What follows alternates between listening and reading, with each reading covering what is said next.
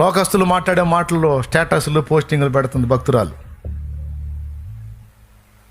భర్త ఎలా ఉండాలి, భార్య ఎలా ఉండాలి అని లోకస్తులు చెబుతారే సలహాలు. ఆ సలహాలు స్టేటస్లు పెడుతుంది.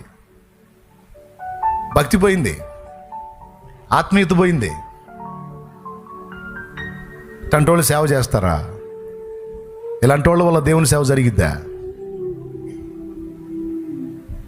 ఏ పొద్దు ఆయనట్ట ఆయనిట్ట ఈయనట్ట ఆయనట్ట ఆయనట్ట ఆయనిట్ట కాదమ్మా. నీ సంబడం ఎందుకు చూడమ్మా. నీ బతుకు చూసుకో. అసలు నువ్వు ఎన్ని రంధ్రాలు కలిగి ఉన్నావో, నువ్వు ఎన్ని వంకర్లు కలిగి ఉన్నావో నీ బతుకు ఎప్పుడన్నా చెప్పావా? నా దగ్గర కూడా ఇలా లోపం ఉందన్నా, నా దగ్గర కూడా ఇలా తప్పు ఉందన్నా, నా దగ్గర కూడా ఇలా బలహీనత ఉందన్నా, నేను కూడా సరి చేసుకోవాల్సినవి ఉన్నాయన్నా నేను ఎప్పుడన్నా చెప్పావా? ఓ సేవకురాలా, ఓ సేవకుడా, ఓ విశ్వాసి, ఓ పరిచారకుడా, పరిచారకురాలా,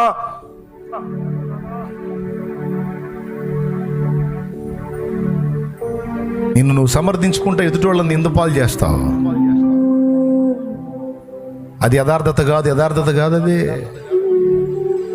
ఎదుటి వాళ్ళ ముందు ఆరోపించేటప్పుడు, ఎదుటి వాళ్ళ మీద ఆరోపించేటప్పుడు అసలు నువ్వు ఎలాగున్నావు కూడా చూసుకోవాలి కదా.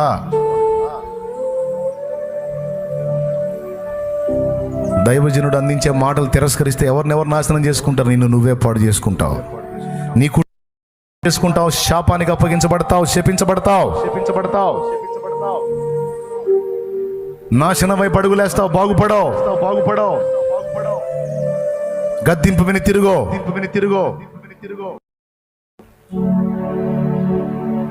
లోకస్తులా మారిపోతున్నావు, లోకస్తుడిగా మారిపోతున్నావు. సరి చూసుకో, నీ లోపాలు ఒప్పుకో, దిద్దుకో.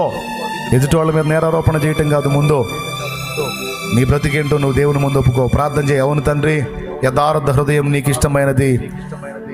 నేను అన్ని విషయంలో యథార్థవంతుడన్న యథార్థవంతురాలై ఉండినట్లు నన్ను అనుగ్రహించమని నేను చెప్పిన ఈ 3 విషయాలు మీరు జాగరూకులైతే దేవుని దయ, కనికరం, జాలి, ప్రేమ మీ మీదకి వచ్చింది.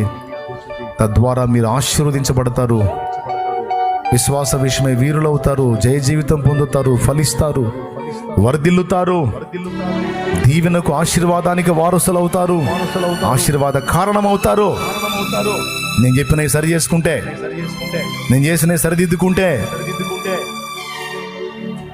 నేను చెప్పినవి చక్కదిద్దుకుంటే నా దేవుని కార్యములు నీ జీవితంలో చూస్తావు. నువ్వు చూడు, అవిశ్వాసాన్ని విసర్జించు, విశ్వాసము గలవాడవై, విశ్వాసము గలదానవై ఉండు.